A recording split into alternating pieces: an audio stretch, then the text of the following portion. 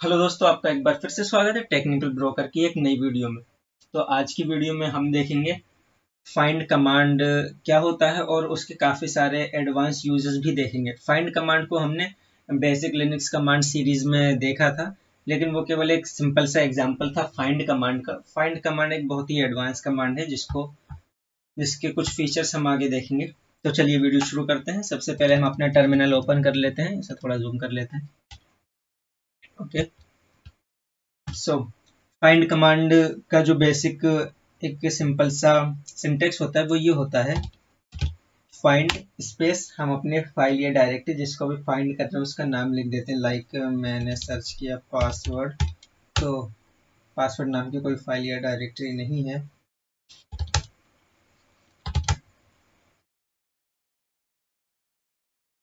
तो लाइक दोस्तों, अभी मुझे फाइंड करना है। मुझे ये बहुत बड़ी एग्जांपल के लिए मान लीजिए कि बहुत बड़ी डायरेक्टरी और मुझे इसमें से एक तो फाइल सर्च करनी है जिसका नाम है टास्क। तो मैंने क्या किया, फाइंड टास्क कर दिया और ये मुझे टास्क ला के दे देगी। मतलब जो भी टास्क नाम की फाइल है ये फाइंड कर देगी। अब लेकिन अगर मुझे फाइल का एग्जैक्ट नाम नहीं पता है तो मैं क्या कर सकता हूँ। तो यहाँ पे दोस्तों वाइल्ड कार्ड का नाम, वाइल्ड कार्ड आपने सुना होगा। वाइल्ड कार्ड क्या होता है, हम स्टार यानी कि एस्टेरिक्स साइन का यूज करके हम ये डिफाइन कर सकते हैं कि जो भी फाइल का नाम हम लिख रहे हैं उसके वो उस नाम से शुरू होती है या उस नाम से खत्म होती है। एग्जाम्पल के लिए चलिए इसको क्लियर कर देते हैं। एग्जाम्पल के लिए ये फाइल मान लीजिए rce.py। अब मान लीजिए मैं ऐसी फाइल को ढूंढना चाहता हूं जिनके लास्ट में केवल डॉट पाई हो, यानी कि पाई एक्सटेंशन वाली फाइल को ही मैं फाइंड करना चाहता हूं। तो मैं क्या करूंगा, मैं कर दूंगा फाइंड स्टार वाला साइन यानी एस्टेरिक्स और डॉट पाई। तो अब ये क्या करेगा, अभी मैं जिस फोल्डर में हूँ करंट डायरेक्टरी में, उसमें जितनी भी डॉट पाई का एक्सटेंशन की फाइल होंगी वो सारी फाइल्स को मुझे यहाँ पे लिस्ट कर देगा।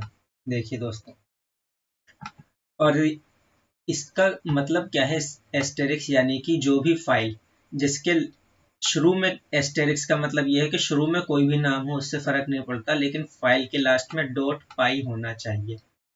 अगर इसी तरीके से मैं एक और चीज सर्च करता हूँ, फाइंड एच स्टार, तो इसका क्या मतलब होगा, इसका मतलब ये है कि फाइल का नाम एच से चालू हो, उसके बाद कुछ भी हो उससे फर्क नहीं पड़ता। चलिए सर्च करते हैं, देखिए कितनी सारी फाइल्स हैं, कितनी सारी, there are loads of files. Clear कर देते हैं हम इसको। तो दोस्तों ये तो था वाइल्ड कार्ड। अब इसके आगे हम देखते हैं, अगर हम मान लीजिए किसी फाइल को सर्च करना चाह रहे हैं, अब हम फाइल की जगह किसी डायरेक्टरी को सर्च करना चाह रहे हैं यानी कि फोल्डर को, तो इसके अंदर फाइंड में एक फ्लैग होता है type, find hyphen type. Type के दो ऑप्शन होते हैं हमारे पास, एक होता है एफ, दूसरा होता है डी। अगर मैं एफ को सिलेक्ट करता हूं, यानी कि अगर मैं एफ चूज करता हूं तो केवल मुझे, एफ होता है फाइल्स के लिए, तो एफ सिलेक्ट करने का मतलब ये है कि मैं केवल फाइल्स को ही सर्च करना चाहता हूं, यानी कि कोई भी डायरेक्टरी मेरे रिजल्ट में शो ना हो। और अगर मैं डी ऑप्शन को सिलेक्ट करता हूं तो इसका मतलब ये है कि मैं केवल डायरेक्टरीज को ही लिस्ट करना चाह रहा हूं अपने रिजल्ट में, और कोई भी फाइल उसमें इंक्लूड ना हो। तो चलिए फाइंड हाइफन टाइप डी, यानी कि मैं केवल डायरेक्टरीज को ही सर्च करना चाह रहा हूं। इसके अंदर एक और कमांड का यूज करना होता है, हाइफन नेम। नेम किस लिए होता है, यानी कि जो फाइल का नाम हम देना, फाइल या फोल्डर का जो नाम देना चाह रहे हैं तो वो नाम स्पेसिफाई करने के लिए, नेम स्पेसिफाई करने के लिए होता है हाइफन नेम। स्पेस जो भी फाइल का नेम है, फाइल या फोल्डर का नेम है, मान लीजिए फोल्डर का नेम है डी से डेस्कटॉप। तो देखिए मुझे डेस्कटॉप नाम का कोई भी फाइल नहीं मिली, जबकि मुझे केवल फोल्डर लिस्ट हुआ है। तो चलिए देख लेते हैं ऐसा कोई, ये देखिए डेस्कटॉप यहीं कहीं अवेलेबल होगा, डेस्कटॉप ये रहा। और अगर आप चाहते हैं कि केवल फाइल ही लिस्ट हो तो फिर आप डी की जगह पे एफ कर सकते हैं, वो केवल फाइल लिस्ट होगी।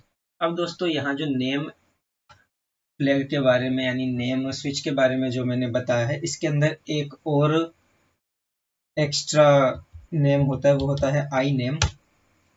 वो क्या होता है, अब मान लीजिए मुझे कोई भी फाइल को सर्च करना है और उसका नाम मैंने रखा है पासवर्ड, लेकिन अब मैं ये भूल गया हूँ कि पासवर्ड मैंने कैपिटल लेटर्स में लिखा है या स्मॉल लेटर्स में लिखा है, या फिर मैंने केस सेंसिटिव या कैमिल केस का यूज़ किया था, यानी कि कोई सा कैरेक्टर कैपिटल कोई सा कैरेक्टर स्मॉल। तो मैं क्या करूँगा, मैं कर दूंगा फाइंड हाइफन टाइप, क्योंकि मैं फाइल को सर्च कर रहा हूँ, तो F hyphen I name. I name का मतलब क्या है, आई नेम का मतलब ये है कि जो भी हम नेम लिखने जा रहे हैं वो केस इनसेंसिटिव होगा। नेम अगर मैं केवल नेम लिखता तो नेम का मतलब ये है कि मैं जिस केस में लिख रहा हूँ, यानी मैं स्मॉल लेटर्स में लिख रहा हूँ तो स्मॉल लेटर्स में ही चीज़ें सर्च होंगी, मैं कैपिटल लेटर में लिख रहा हूँ तो कैपिटल लेटर में ही सर्च होंगी। तो चलिए मैं इसको आपको एक एग्जांपल दिखाता हूँ। जैसे कि अभी हमने डेस्कटॉप सर्च किया था नेम के साथ, अगर मैं डेस्कटॉप का लास्ट का पी कैपिटल कर देता हूँ तो कोई रिजल्ट नहीं आएगा, लेकिन अगर मैं नेम की जगह आई नेम करके डेस्कटॉप का पी कैपिटल ही रहने देता हूँ तो देखिए दोस्तों, यहाँ पे मेरे पास 4 अलग अलग रिजल्ट्स आ गए हैं। एक JDK फोल्डर में प्लगइन में इसके अंदर जाके डेस्कटॉप, देखिए डी इधर मैंने कैपिटल लिखा था लेकिन इधर स्मॉल है, यानी आई नेम का मतलब ये है कि केस इनसेंसिटिव। तो चलिए इसको क्लियर कर देते हैं। इसके बाद हम देखते हैं, अगर हमें किसी फाइल के साइज के अकॉर्डिंग लिस्ट करना है कि जो भी फाइल्स हैं वो अपने में, मान लीजिए मुझे कोई सी फाइल सर्च करनी है जिसका साइज 20 MB से ज़्यादा का हो या 10 MB से कम का हो या फिर 10 KB से ज़्यादा या कम का हो, तो उसके लिए फाइंड में एक स्विच होता है हाइफन साइज। तो फाइंड हाइफन साइज, साइज में भी काफ़ी सारे ऑप्शंस होते हैं। इसके जो ऑप्शन होते हैं, सबसे पहले होता है इसका प्रीफिक्स। प्रीफिक्स क्या होता है, प्लस या फिर माइनस। प्लस माइनस का मतलब ये होता है कि हम जो भी फाइल सर्च कर रहे हैं, यानी जो साइज के बारे में हम डिस्क्राइब करने वाले हैं, वो उससे ज़्यादा का हमें चाहिए या उससे कम का। अगर हम कोई सा भी प्लस या माइनस का साइन नहीं लगाते हैं तो इसका मतलब ये है कि हम एग्जैक्ट उसी फाइल साइज की फाइल को सर्च कर रहे हैं। यानी कि अगर मैंने लिखा 30M तो इसका मतलब ये है कि मैं उसी फाइल को सर्च कर रहा हूँ जिसका साइज एग्जैक्ट 30 MB है। लेकिन अगर मैंने लिखा +30M तो मैं इसका मतलब उस फाइल को सर्च कर रहा हूँ जिसका फाइल साइज 30 MB या फिर उससे ज़्यादा का है। और अगर मैंने लिखा -30M तो इसका मतलब ये है कि मैं उस फाइल को सर्च कर रहा हूँ जिसका फाइल साइज 30 MB से कम, 30 MB या फिर 30 MB से कम का है। तो ये इसके अंदर 3 ऑप्शंस होते हैं। सबसे पहला होता है प्रीफिक्स, प्लस या माइनस, फिर अपना फाइल साइज, हम कितना फाइल साइज देना चाहते हैं, मान लीजिए 20 एग्जांपल के लिए। अब इसके अंदर एक और सफिक्स होता है। सफिक्स क्या होता है, M होता है मेगाबाइट्स के लिए, K होता है किलोबाइट्स के लिए और C होता है बाइट्स के लिए। यानी अगर मैं फाइल साइज को बाइट्स में चेक करना चाहता हूँ कि 20 बाइट्स से ज़्यादा की फाइल ही मुझे चाहिए तो मैं +20C कर दूंगा। अभी चलिए एक सर्च करते हैं, मैं 20 बाइट्स से कम की फाइल साइज को फाइंड करना चाहता हूँ। तो देखिए इतनी सारी फाइल्स हैं मेरे पास जिनका फाइल साइज 20 बाइट्स से कम है। अब मैं अगर उन फाइल साइज को सर्च करूं जिनका फाइल साइज 100 MB या उससे ज़्यादा का हो तो मैं क्या करूंगा, +100M।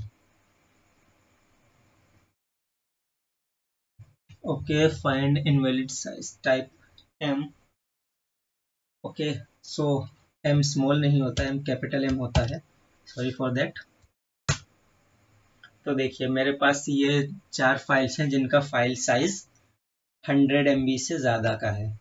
एक मेरे पास बर्प सूट डायरेक्टरी में क्रोम है, एक लोकल में टोर बॉक्स में जाके libxul.so, एक हडूप है और एक JDK की फाइल है। तो ये 4 फाइल्स मेरे पास। अभी मैं जिस करंट डायरेक्टरी में हूँ उस डायरेक्टरी में भी जो रिकर्सिवली अंदर जितनी भी डायरेक्टरीज है उनको सर्च करता है। तो इसमें अभी केवल यही 4 फाइल्स हैं जिनका फाइल साइज 100 MB से ज़्यादा का है। तो बस दोस्तों, आज की वीडियो में इतना ही। मुझे उम्मीद है आपको वीडियो पसंद आई होगी। अभी जो फाइंड कमांड है वो कंप्लीट नहीं हुआ है। फाइंड कमांड में हम इसका पार्ट 2 भी बनाएंगे। पार्ट 2 में देखेंगे कि हम यूज़र की परमिशन के अकॉर्डिंग कैसे फाइल साइज सर्च कर सकते हैं, और किसी भी पर्टिकुलर ओनर, अगर कोई पर्टिकुलर ओनर है उस फाइल का, तो हम उस पर्टिकुलर ओनर की सारी फाइल्स कैसे लिस्ट कर सकते हैं, या फिर कैसे हम ये फाइंड कर सकते हैं कि कौन सी फाइल किस पर्टिकुलर टाइम पर एक्सेस, मॉडिफाई या फिर चेंज की गई है। इन सबको हम इसके पार्ट 2 में देखेंगे। तो बस दोस्तों, आज की वीडियो में इतना ही। वीडियो पसंद आई हो तो वीडियो को लाइक एंड शेयर करना ना भूलें, और चैनल को सब्सक्राइब कर लीजिए। अब मिलते हैं आपसे अगली वीडियो में, तब तक के लिए जय हिंद।